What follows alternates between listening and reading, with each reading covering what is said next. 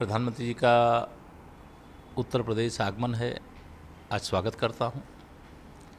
पहला कार्यक्रम उनका गोरखपुर में गीता प्रेस के स्थापना के 100 वर्ष पूरे होने पर और गीता प्रेस के शानदार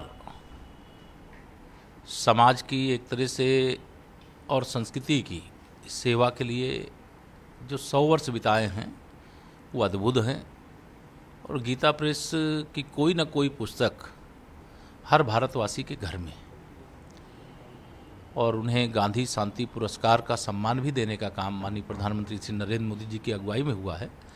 उनका आज गीता प्रेस पहुंचना, गोरखपुर पहुंचना, ये एक बहुत अद्भुत अवसर है और अनेक प्रकार की विकास की सौगात भी गोरखपुर से प्रदेश के लिए भी और देश के लिए भी देने का काम करने जा रहे हैं। उसका मैं स्वागत करता हूं। और दूसरा कार्यक्रम उनके अपने संसदीय क्षेत्र वाराणसी में है, काशी में है, बाबा विश्वनाथ की नगरी में है, सावन के महीने में है। तो यहाँ के लिए मैं स्वयं आया हुआ हूँ और मैं माननीय प्रधानमंत्री जी का स्वागत करता हूँ। और आज का कार्यक्रम गरीब कल्याण के लिए समर्पित है।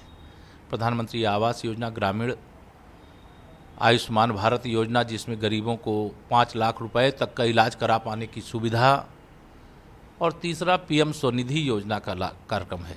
ये तीनों कार्यक्रम जो गरीब है, इस कार्यक्रम का और इस अभी योजना का क्या महत्व है वही समझ सकता है। जो चांदी का चम्मच लेकर के पैदा हुए हैं उनको समझ में नहीं आएगा। इसलिए आज ये गरीब कल्याण के लिए समर्पित कार्यक्रम बहुत ही बड़ा संदेश है। तीसरा, आज एक टिफिन बैठक भी माननीय प्रधानमंत्री जी के साथ काशी के जो पार्टी के कार्यकर्ता हैं उनके साथ होनी है। वह भी एक गुजरात मॉडल है, मोदी मॉडल है, जहां पार्टी के प्रमुख कार्यकर्ताओं के साथ, चाहे वह सांसद हों, विधायक हों, मंत्री हों, मुख्यमंत्री हों, और स्वयं प्रधानमंत्री जी अपने कार्यकर्ताओं के साथ आज काशी में बैठने जा रहे हैं। तो यह एक बड़ा संदेश है। सपा बसपा कांग्रेस के कई मेरे परिचित हैं, वो कहते हैं कि ये टिफिन बैठक क्या है। मैंने कहा जरा कुछ आप भाजपा के कार्य कैसे होते हैं, कार्यकर्ता के साथ कैसे जुड़ा जाता है, पहले इस पर आप अपने यहाँ कुछ लोगों को लगाइए कि कहीं रिसर्च करें, पीएचडी करें, तब पता चलेगा। क्योंकि बीजेपी जो करती है वो समाज के लिए, देश के लिए करती है, और समाज और देश के लिए जो करता है वो परिवार और जाति और तुष्टीकरण इन सब सीमाओं से ऊपर रहता है। राहुल गांधी जी की पुनर्विचार याचिका खारिज कर दी गई है और सजा बरकरार रखा गया। देखिए, इस याचिका के खारिज होने के फैसले का निश्चित तौर से मैं तो व्यक्तिगत तौर से स्वागत करता हूं। यह किसी को अहंकार नहीं होना चाहिए कि वो किसी परिवार विशेष में पैदा हुए हैं और किसी कुर्सी पर उनका जन्मसिद्ध अधिकार है, और इसलिए वो किसी भी व्यक्ति को अब शब्दों का प्रयोग कर सकते हैं जो किसी भी दृष्टि से संसदीय मर्यादा के विरुद्ध होता है, किसी के मान सम्मान के विरुद्ध होता है। तो लोगों की मानहानि करना या श्री राहुल गांधी जी का स्वभाव बन चुका था, लेकिन माननीय न्यायालय ने उनको बताया है कि किसी को भी अपशब्द कहने का किसी को अधिकार नहीं है। राजनीति करना है तो हर व्यक्ति को, राजनीति करने वाले को शब्दों की मर्यादा का ध्यान रहना चाहिए।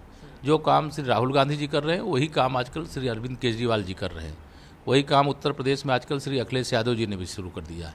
तो भाषा की मर्यादा का ध्यान रखें। अहंकार होगा उनको, लेकिन अहंकार जनता अगर किसी को आता है तो जनता जनार्दन का रूप होती है, और जनता जनार्दन अहंकार को समाप्त करना भी जानती है। यूसीसी को लेकर आज मदरसे में और हर जगहों पे अपील करने को कहा गया, लेकिन पर्सनल लॉ बोर्ड नहीं, ये सब इन सब इस प्रकार की जो कोशिशें हो रही हैं, इनके पीछे भाजपा विरोधी राजनीतिक दलों का हाथ होता है। यूसीसी किसी के विरोध में नहीं है, भारतीय जनता पार्टी का ये वैचारिक मुद्दा है।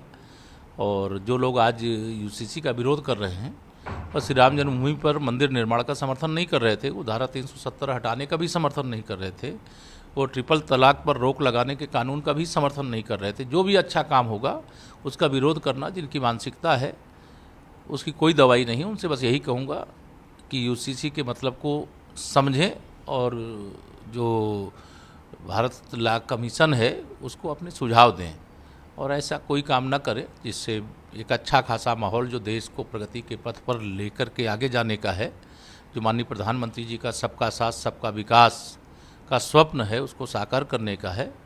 और प्रधानमंत्री जी का गरीब गरीब एक समान, हिंदू हो या मुसलमान, जो इस रास्ते पर उन्होंने अपने कदम बढ़ाए हैं वो ऐतिहासिक है।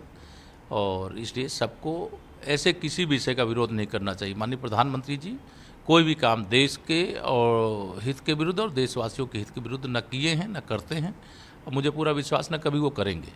देश के हित में जो काम है वो करेंगे, उससे न डरेंगे। जयंत चौधरी जी और ओम प्रकाश सरावगिया जी क्या बीजेपी में शामिल हो रहे हैं? अभी ऐसी कोई बात नहीं है। अभी तो आज हम लोग माननीय प्रधानमंत्री जी के आगमन पर उनके स्वागत की तैयारी में है, कार्यक्रम को सफल बनाने की तैयारी।